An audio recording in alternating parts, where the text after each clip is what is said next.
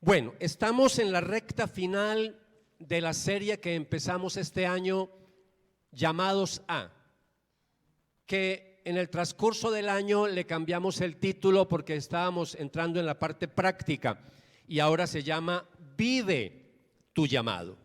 Primero Llamados a, ahora Vive tu llamado. Empezamos en enero de este año y ya estamos en nuestra recta final. De los 5 llamados, estamos en el 5º llamado, y el llamado que estamos viendo ahora se llama Soy llamado para ser enviado. Soy llamado para ser enviado. ¿Qué hice con ustedes hace 2 predicaciones pasadas? Estudiamos el plan de Dios para la historia, compartí algo muy breve y les dije que el plan de Dios para la historia de la humanidad es reunir una familia, conformar una familia. Eso es lo que Dios está haciendo todos los días a través de su iglesia. ¿Quién es la iglesia? Usted y yo. En todo el mundo Dios está formando, construyendo una familia. Mire lo que dice Efesios capítulo 1, versículo 5. Dice: Dios decidió de antemano. ¿Decidió qué? Adoptarnos como miembros de su familia al acercarnos a sí mismo por medio de Jesucristo. Esto es precisamente lo que Él quería hacer, y le dio ¿qué? Y le dio gran gusto. ¿Gran gusto qué? Hacerlo. Y le dio gran gusto hacerlo. Así que quiero compartir con ustedes que el 5º propósito que tiene Dios para nosotros es traer a otros a la familia de Dios. Traer a otros a la familia de Dios. Si usted no ha venido, le estoy desatrasando. En este llamado que Dios nos hace, yo estuve compartiendo con ustedes algunas verdades relacionadas con nuestro llamado a traer a otros a la familia de Dios. Compartí con ustedes la misión.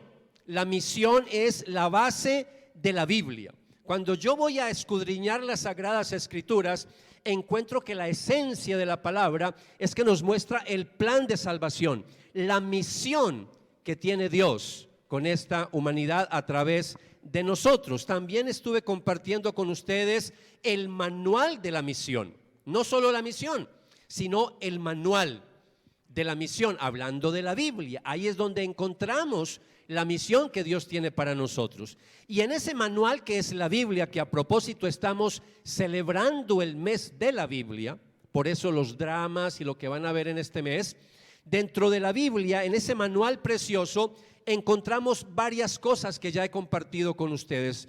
Primero vi con ustedes el mandato para la evangelización. ¿En dónde encontramos el mandato para la evangelización? En la Biblia. Ahí encuentro el mandato. Estuve compartiendo también con ustedes no solo el mandato, compartí con ustedes el mensaje para la evangelización.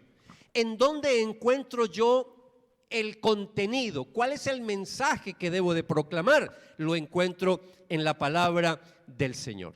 Ahí quedé con ustedes en la predicación pasada. Hoy quiero compartir con ustedes, siguiendo con esta ayuda mnemotécnica que les estoy regalando con M, que ya les hablé no solo del manual, que les hablé del mandato, que les hablé del mensaje.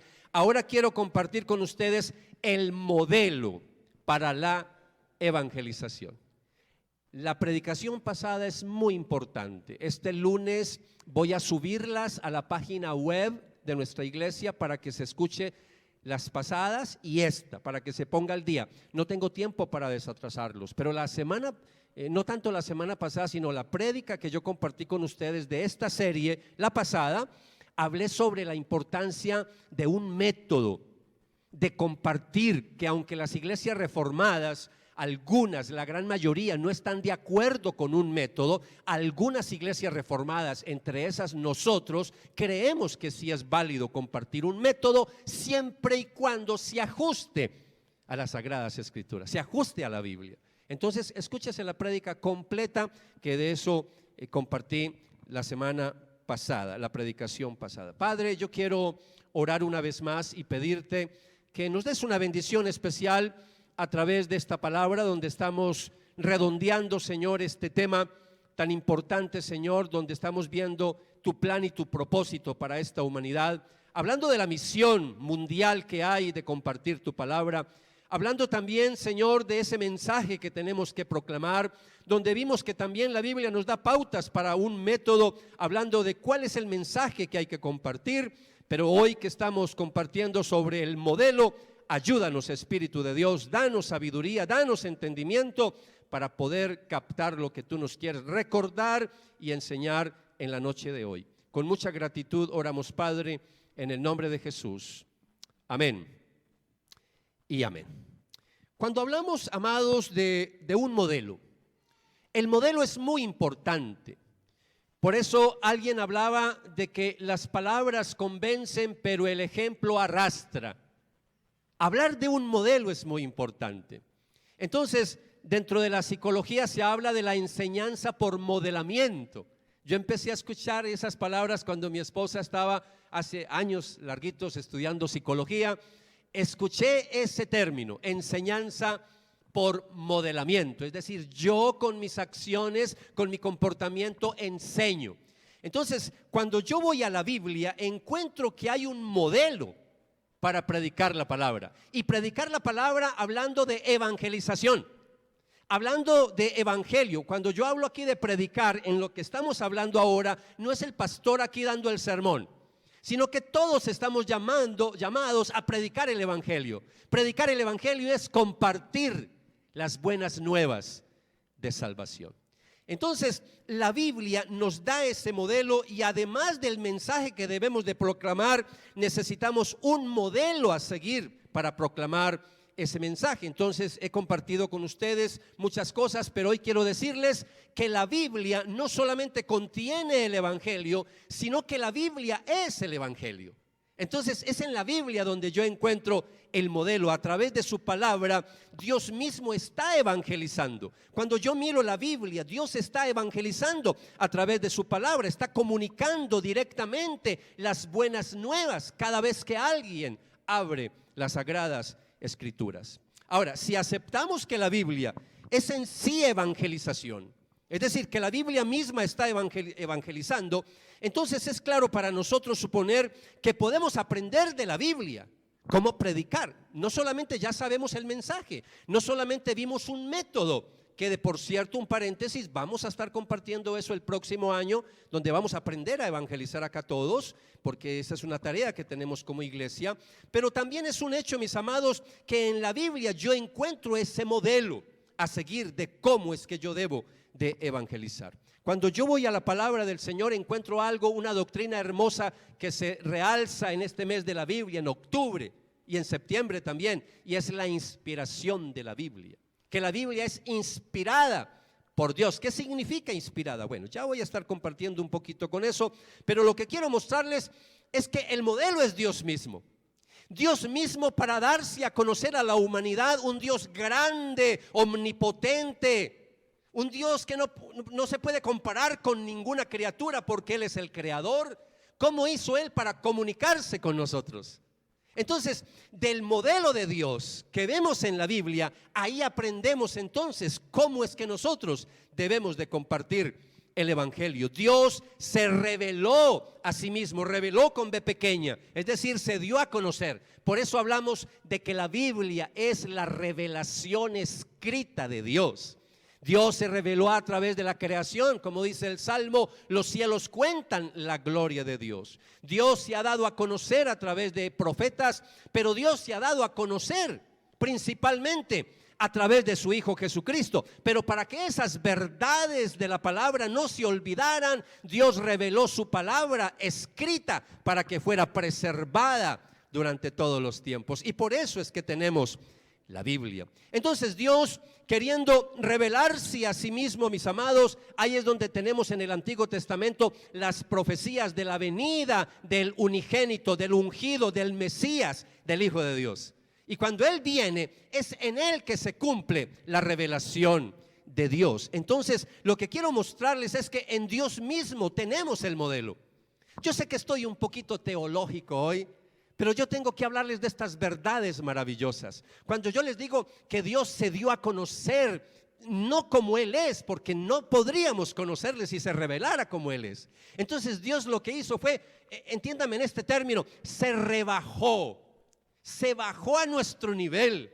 Y entonces Dios lo que hizo fue que usó formas y métodos que nosotros usamos. Y ahí es donde entonces, cuando hablamos de la revelación, decidió hacerlo a través de nuestro vocabulario, a través de idiomas, a través del hebreo, a través del arameo y a través del griego. Y a través de esos idiomas se comunicó la palabra del Señor. Dios lo quiso hacer así. Dios no estaba obligado, pero Él quería darse a conocer a nosotros. Por eso lo hizo a través del lenguaje humano. Y también lo hizo a través de personas imperfectas, con debilidades. Escogió a hombres en la Biblia para compartir su palabra. Por eso hablamos de que la Biblia es palabra de Dios, pero fue escrita por hombres. Y esa es la doble realidad de la Biblia, que por un lado Dios nos está hablando, pero por un lado también fueron hombres que hablaron siendo inspirados por Dios. Y eso es lo que nos enseña la palabra del Señor. Por lo menos leamos dos textos bíblicos, porque no tengo mucho tiempo, pero les invito a leer Segunda de Pedro, capítulo 1, versículo 21. Segunda carta de Pedro, capítulo 1, versículo 21. ¿Están conmigo? Y dice: pues ninguna profecía fue dada jamás por un acto de voluntad humana, sino que los hombres inspirados por el Espíritu Santo hablaron ¿qué? De parte de Dios. Por eso es que la Biblia, decimos, es palabra de Dios. Por eso cuando se lee la Biblia en las denominaciones cristianas, hay muchas formas de hacerlo. Decimos que Dios bendiga su palabra, porque es Biblia, es palabra de Dios. En otras denominaciones dicen es palabra de Dios, y otros contestan te alabamos, Señor. Entonces hay muchas formas de hacerlo, porque estamos reconociendo que lo que estamos leyendo es palabra de Dios. Ahora tenemos en otra carta del Nuevo Testamento, en la segunda carta de Pablo a Timoteo. Ahora voy rápido, porque no me puedo quedar en este mensaje, porque hay mucha tela para cortar, pero yo tengo que avanzar en esta serie para terminar, y más que estamos en una transición para compartir unas prédicas que tengo sobre la iglesia reformada, siempre reformándose, que el año pasado fue la primera parte. La vamos a subir ahora a YouTube, lo vamos a hacer público, esas prédicas del año pasado, para que se pongan al día. Todo eso va a ser la semana que viene. Segunda de Timoteo, capítulo 3, versículo 16, dice: toda la escritura, hablando de la Biblia, toda la escritura ¿es qué? Inspirada por Dios. ¿Y es útil para qué? Lo que los niños nos enseñaban ahora, ¿no?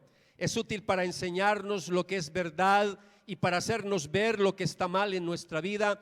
Nos corrige cuando estamos equivocados y nos enseña a hacer lo correcto. Léaselo en su casa completico, léase desde el 15 hasta el 17 sobre todo, que ahí hay un mensaje muy precioso para nosotros. Entonces lo que les quiero decir es que las palabras habladas y escritas son igualmente de Dios, proceden de Dios. Dios decidió lo que quería decir y sin embargo no suprimió la personalidad de los seres humanos. Eso es lo más grandioso de la Biblia, que Dios usó hombres de carne y hueso, con debilidades, con defectos, pecadores, pero los usó para transmitir su verdad, y se aseguró que esa verdad no fuera tergiversada. Aunque fue comunicada con lenguaje humano, fue comunicada como nosotros nos comunicamos, pero Dios se aseguró a través de su Espíritu Santo que la palabra, al comunicarse, no se fuera a tergiversar. Por eso, aunque fue escrita por hombres, podemos decir también que la palabra es palabra de Dios, hablando de la Biblia. Entonces, cuando yo menciono todo esto, mis amados, aquí es donde yo les quiero decir que nosotros también, en lo que tiene que ver con la evangelización, en lo que tiene que ver con compartir las buenas nuevas de salvación, esta forma de Dios darse a conocer a nosotros, darse a conocer a la humanidad, nos sirve de modelo para evangelizar. Y eso es lo que yo quiero que por favor deje que el Espíritu Santo le abra el entendimiento para que capte estas verdades preciosas. Y aquí vamos a hablar de algo profundo, y es la doctrina de la encarnación. La doctrina de la encarnación, mis amados, estamos hablando que Dios, Dios Trino, a través de la segunda persona de la Trinidad, el Hijo, Dios se hizo carne, se identificó con nosotros. No había necesidad de hacerlo porque Dios no está obligado a nada, pero lo hizo por amor a nosotros. Y mire lo que dice la palabra de Dios en Juan capítulo 1, versículo 14. Y el verbo, otras versiones dice, y la palabra, porque el término griego es logos, hablando de Jesús. Y dice, y el verbo se hizo hombre, se hizo carne y habitó entre nosotros. En el griego es, levantó su tienda de campaña como el tabernáculo. Habitó entre los mortales, entre los seres humanos. Él no estaba obligado a hacerlo. Pero mire lo que hizo Dios. Dice, habitó entre nosotros y hemos contemplado su gloria, la gloria que corresponde al Hijo unigénito del Padre, lleno de gracia y de verdad. Lo que Juan, inspirado por el Espíritu Santo, nos está diciendo es que la palabra eterna de Dios, el logos, el verbo eterno de Dios, que desde la eternidad estaba con Dios Padre, que era Dios mismo, Él se hizo carne, se hizo hombre, se hizo un judío de Palestina, un hombre como nosotros, un ser humano, con la diferencia que Él nunca pecó, pero con todas las debilidades de un mortal. Jesús, cuando miramos en la Biblia, vemos que Él conservó su naturaleza divina, siguió siendo Dios, pero también fue hombre mientras estuvo en la tierra. Por eso le dio hambre, por eso le dio sueño, por eso le daba tristeza a algunas cosas. Por eso vemos que en la Biblia dice que Jesús lloró, y por eso también lo vemos en algún momento clamándole al Padre que lo ayude en momentos de necesidad. Porque es eso, se hizo débil. Pero por favor entendamos eso, es que se rebajó por amor a nosotros, se identificó con la humanidad. Entonces, todo esto que les estoy diciendo es para decirles, mis amados, que ese es el modelo que nosotros tenemos a la hora de evangelizar. Algunos personitas, algunos mensajeros que están llevando las buenas nuevas pierden de vista esto que enseña la Biblia. Y ellos no entienden que Dios lo que hizo fue que se identificó con nosotros. Y eso es lo que tú y yo tenemos que hacer a la hora de evangelizar.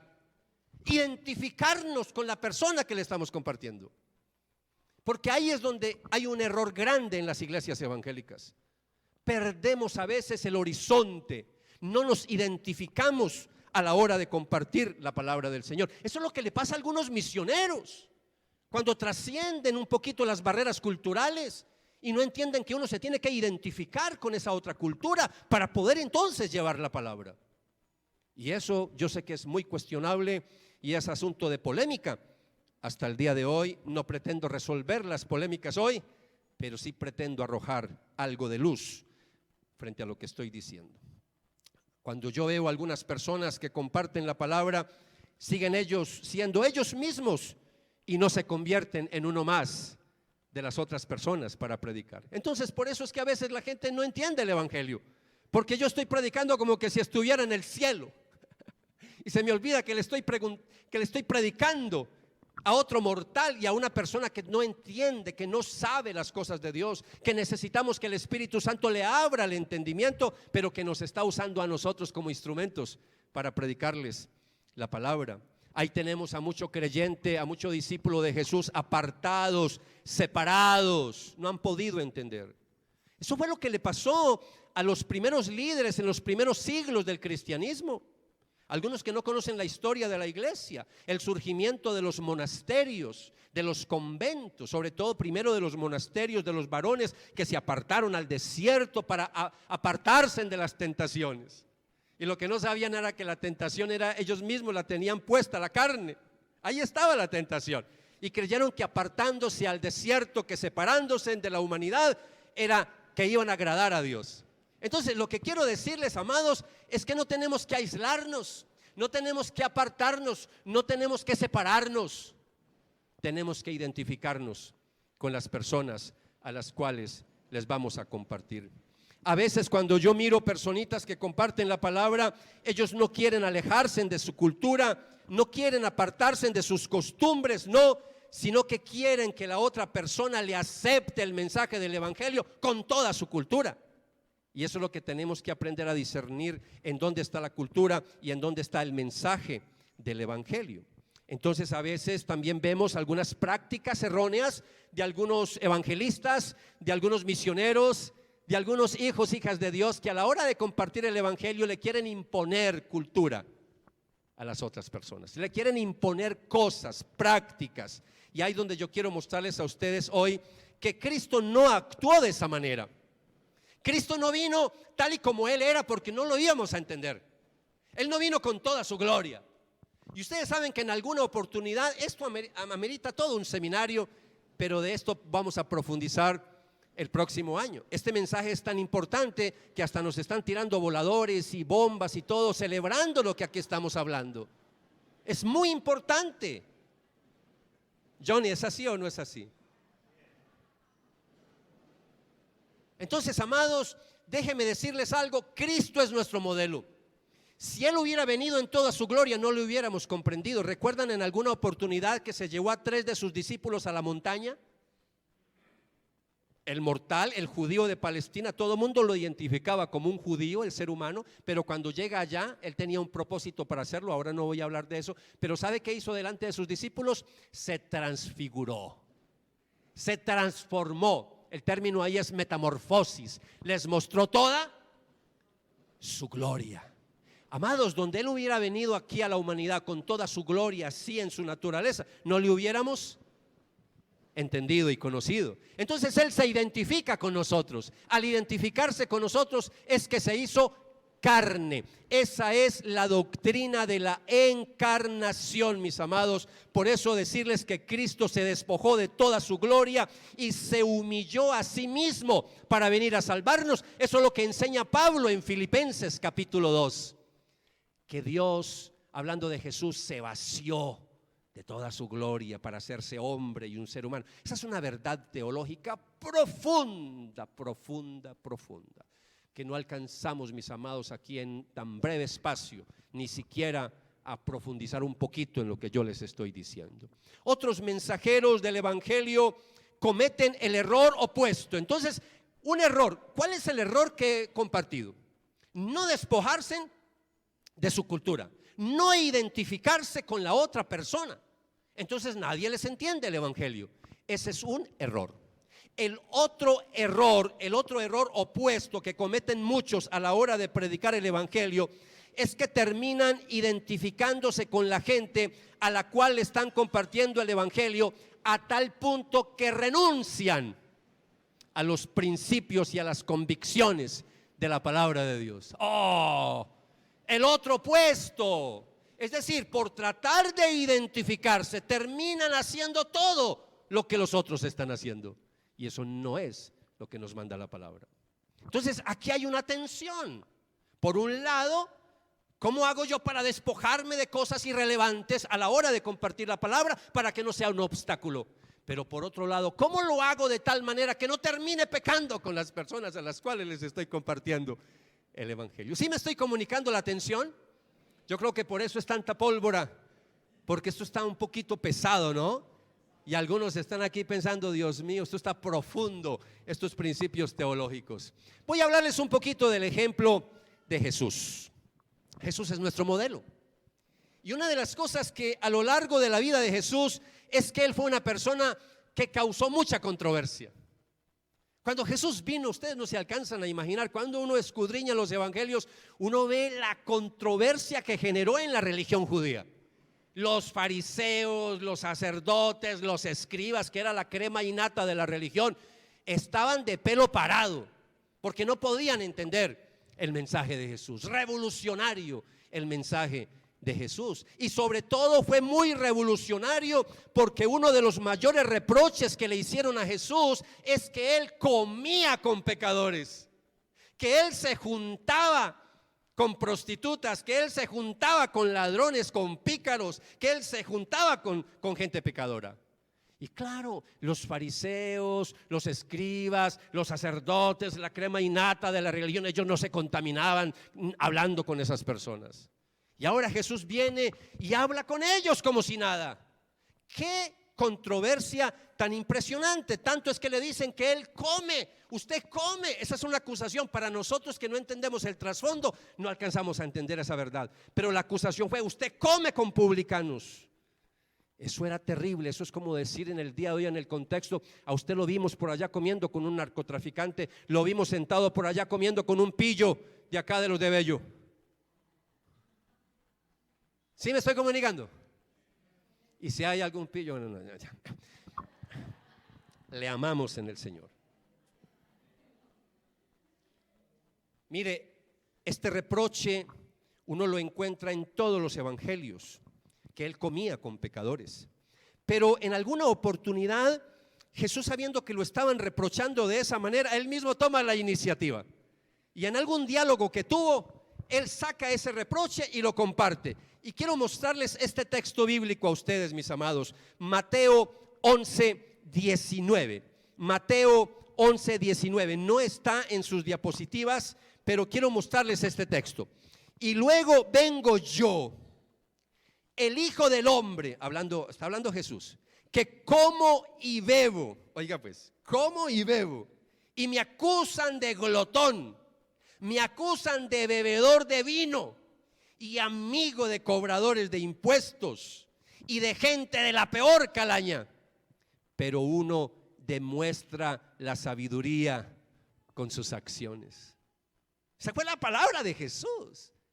Coge la acusación y ahora Él se las devuelve. Ustedes me están acusando a mí, me están acusando de esto y de esto. Pero déjeme decirle que uno demuestra la sabiduría con sus acciones. Ahí hay mucha tela para cortar. Cristo se comportaba de esta manera realmente escandalosa. Eso era un escándalo en esa época. Y el escándalo consistía no en que tuviese trato con los publicanos, con los recaudadores de impuestos, que eran ladrones. No, eso pues obviamente la vida corriente era prácticamente inevitable uno no toparse con esa gente, sino que la acusación es más que todo porque Jesús no solamente está hablando con ellos, sino que va a su casa, a la casa de ellos a comer, y es más, hasta él mismo se hace el invitado y dice: yo tengo que ir a tu casa. Ese fue el escándalo de Jesús. Ahora, ¿por qué esta conducta de Jesús? Amados, la Biblia es una cosa hermosa. Cuando uno empieza a profundizar en estos temas, esto es un deleite. Ustedes no saben yo cómo me deleito preparando estos mensajes para ustedes. Yo soy el primer bendecido cuando preparo estos mensajes. Cuando me puse a investigar un poquito sobre esa costumbre de Jesús de comer con esta clase de gente que era repudiada por las sociedades entonces, ¿por qué esa conducta de Jesús? ¿Por qué le gustaba tanto comer con ellos? Que hasta lo acusaron de comilón y de bebedor, ¿cierto? Al menos he encontrado dos razones. La primera, porque Jesús no quería excluir a nadie. Con su ejemplo está mostrando que a la hora de compartir la palabra, yo no excluyo a nadie. Ahí hay un modelo para nosotros. Y ese es el problema con algunas iglesias evangélicas legalistas, que escogen a la gente que les van a hablar. Uno no escoge. Si bien es cierto que en las iglesias Dios nos da estrategias, unas y otras es válido, pero hay momentos en que Dios nos pone personas que nada que ver con la estrategia de nuestra iglesia. ¿Me estoy comunicando? Una iglesia que tenga como estrategia solo ganar clase de media alta hacia arriba. ¿Qué si Dios le pone una persona de clase baja? Ah, no, ese es de Bello. A los de Bello mandémoselo al Redil de Norte. Nosotros no evangelizamos sino clase media alta hacia arriba. Estoy exagerando, pues yo estoy aquí simplemente inventándome algo. Sí, me estoy comunicando. Yo no escojo. Dios me pone las personas en el camino. Y si es una persona que tiene una reputación difícil en nuestra sociedad, con mayor razón hay que hablarle. Porque Jesús dice: yo no vine a salvar, yo no vine a buscar ¿Qué fue lo que él dijo? Sanos, aliviados, no, enfermos. Yo vine a buscar lo que se había perdido. Los sanos no tienen necesidad de médicos, son los enfermos. Amados, enfermos tenemos por todos lados. Esa persona que tiene problemas, que es pecadora con mayor razón, porque nosotros todos somos pecadores.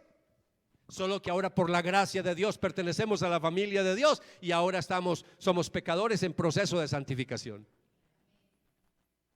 ¿Sí me estoy comunicando? Yo quiero decirles que la segunda razón es mucho más profunda que la que acabé de hablar. Porque cuando yo voy al Antiguo Testamento, que está la base de las profecías de la venida del Mesías, hablando de Jesús, cuando yo leo el libro de Isaías, un libro que muchos evangélicos no leen, el libro de Isaías, un libro precioso, muy largo por cierto, pero precioso. Ahí en Isaías encontramos una profecía de la venida del Mesías y la encontramos en el capítulo 25, versículo 6. Por favor, acompáñenme. Y dice la palabra: en Jerusalén el Señor de los ejércitos celestiales preparará un maravilloso banquete para toda la gente del mundo. Será un banquete delicioso con vino añejo y carne de primera calidad.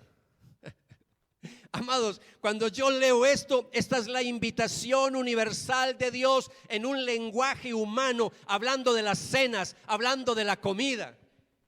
Que el Mesías iba a venir a compartir una cena con nosotros. Está hablando de salvación. Y si bien es cierto, eso va a tener su cumplimiento final en la segunda venida de Jesús, en las bodas del Cordero, aquí lo que tenemos es el inicio. Aquí lo que tenemos es el abrebocas con Jesús. Recuerde que Jesús en una de sus parábolas, no la vamos a leer, pero usted la recuerda. En una de sus parábolas habla de que el reino de los cielos es como una gran cena. ¿Sí? ¿La ha leído? Y en esa cena abundante comida, recuerdan, a lo último todavía sobraban invitaciones de lo que se encuentren en el camino. La gente repudiada por la sociedad, tráiganlos porque yo quiero que mi casa, ¿qué? Que mi casa esté llena. Esa es la parábola de la gran cena, que nos muestra con su propia conducta, mis amados, que lo que Jesús está aquí es identificándose con las personas. Cuando Jesús comparte con esos pecadores comida, banquetes, está en cierta manera simbolizando, se está identificando con cada uno de ellos. Qué verdad tan profunda. Así que cuando hablamos de Cristo y uno mira su mensaje, uno mira su comportamiento, Él reta las civilizaciones, Él reta a todas las culturas. Porque cada vez que uno comparte el evangelio a personas de otras religiones, uno tiene que confrontarlos con las demandas de Jesús. Y uno les tiene que decir que Jesús es el único camino para llegar al cielo. Y que la única forma de salvarnos es reconociéndolo como el Señor de su vida. No hay más que hacer. Y en ese sentido Jesús confronta, Él demanda sumisión, Él demanda lealtad para poder obviamente seguirle. Y eso obviamente nosotros no lo podemos negociar. A la hora de predicar el evangelio hay que predicarlo tal y como les enseñé en estos días, porque la Biblia nos presenta el mensaje del evangelio, que aquí lo compartimos en 4 pasos. Creación, ¿cuál es el segundo? Caída, el tercero, cruz, y el cuarto, conversión. La conversión, ¿no? La conversión. Eso es lo que enseñamos aquí con 4 verdades. ¿Están conmigo? ¿Está preparado para las aplicaciones? Las aplicaciones ya las tuvimos, pero a mí siempre me gusta agregarle algo más al final del sermón. Quiero hacerles unas preguntas. ¿Preparados? ¿Preparadas? ¿Listos? Veo algunos que ya listaron los lapiceros. Muy bien. A la luz de lo que has escuchado en la noche de hoy, yo quiero preguntarte, ¿has detectado alguna cosa que tienes que abandonar en tu vida que no es relevante para poder presentar el evangelio? Mientras me escuchaba, se dio cuenta que a veces usted pone barreras a la hora de predicar el evangelio. Mientras yo compartía, de pronto captó de que a veces usted quiere que la gente cambie antes de usted predicarle el evangelio. Y quítese eso, no se ponga aquello, no haga esto, no haga lo otro. Vaya pensando cómo compartes el evangelio. Entonces, quiero también preguntarle, y más que preguntarle, quiero socializar algo que yo veo a veces en algunas iglesias fanáticas. Ahí tenemos cristianos evangélicos fanáticos que ni siquiera cantan el himno nacional. ¿Ha visto a evangélicos que a la hora de entonar el himno nacional se quedan calladitos? Porque ellos piensan que van a idolatrar, que eso no está bien con ellos, porque como ellos son tan santificados, ¿cómo se van a rebajar cantando un himno nacional? Amados, eso es fanatismo. ¿Sabe que eso es propio de sectas falsas? ¿Sabe que los testigos de Jehová hacen eso? En los testigos de Jehová le enseñan a su gente a no darle honor a los símbolos patrios, porque para ellos eso es idolatría. ¿Será que hay evangélicos también que hacen lo mismo? Sí, yo los conozco, también hacen lo mismo. De pronto aquí algunos dirán, no, yo no conozco esa clase de fanático, no, yo no soy fanático, pero bueno, le voy a soltar otra. ¿Preparado para la que le voy a soltar? ¿Sí está preparado? De pronto usted dice, no, yo sí canto el himno nacional y hasta me pongo de pie y hasta me pongo la mano en el corazón. Bueno, le voy a decir otra. Cristianos evangélicos que a la hora de estar compartiendo con otros y de pronto hay un cántico del folclor colombiano que hace parte de nuestra cultura, no cantamos porque eso es tan sagrado, tan sacro. Yo soy tan sagrado, tan sacro, que eso es mundanalidad. ¿Sí me estoy comunicando? Yo he estado en reuniones, en muchas a lo largo de mis 30 años, y eso lo he visto a lo largo de mis 30 años, de más de 30 años, evangélicos que no cantan música colombiana porque ya son tan fanáticos que dicen que lo único que debe de salir de sus labios es música cristiana. Y yo respeto eso, porque usted es libre de tomar decisiones. Pero a la hora de compartir el evangelio, no se le olvide que usted y yo tenemos que identificarnos con la gente. Y mientras no estemos pecando, mientras no lleguemos a los extremos de identificarnos de tal modo que pequemos, hagámoslo. ¿Qué problema hay que cantemos entre todos el camino de la vida? ¿Será un pecado? No. Y si se está entonando una chirimía, pues hagamos palmas también. Y si se están cantando ahora villancicos, también cantemos villancicos. Es parte de nuestra cultura. Pero a veces nos ven raros. Los familiares a veces nos ven raros. Es que él, es que ella, desde que está yendo a esa iglesia, cambió tanto. Pero no hablan del cambio del buen hijo, del buen esposo. No, del cambio, pero del fanático. Es que ese ya no se reúne con nosotros, ya no come con nosotros. Amados, ¿qué nos está pasando? ¿Qué nos está pasando? Puede que alguien me diga, eso no aplica para mí, pero yo tengo que predicar este evangelio y tengo que predicar este mensaje para todos. Y hoy no les estoy diciendo que esto es para los del domingo. No, esto es para los del sábado. Para usted que me está escuchando, dígale a la persona que está al lado suyo, dígale, Dios nos está hablando a través de su palabra.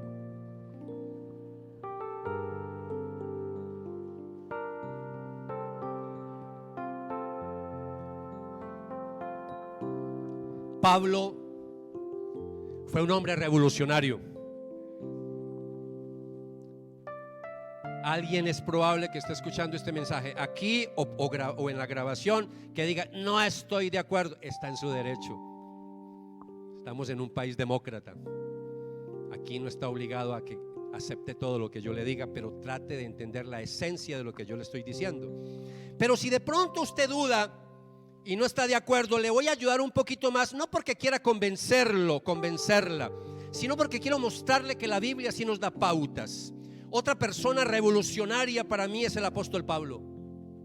Pablo Y yo me identifico más con Pablo porque de pronto uno a veces dice, sí, es que ese era Jesús, el Hijo de Dios. Hablemos de Pablo, que no era Dios, un mortal como nosotros. Y Pablo nos da una lección de cómo es que se comparte el evangelio, cómo es que uno se debe de identificar con las otras personas para compartir el evangelio. Escribiéndole a los Corintios, quiero mostrarles esta carta, por favor, conmigo. Primera de Corintios, capítulo 9, versículos 19 al 23. ¿Están conmigo? A pesar de que soy un hombre libre y sin amo, es decir, nadie lo está obligando a nada, me he hecho esclavo de todos para llevar a muchos a Cristo. Cuando estaba con los judíos, ¿qué dice Pablo? Vivía como un judío para llevarlos, ¿para llevar qué? A los judíos a Cristo. Cuando estaba con los que siguen la ley judía, yo también vivía bajo esa ley. A pesar de que no estoy sujeto a la ley, me sujetaba a ella. ¿Para qué? ¿Para qué, iglesia? Para llevar a Cristo a los que están bajo la ley. Pero ahora les voy a hablar de algo radical, de algo revolucionario. Versículo 21. Pablo era un judío.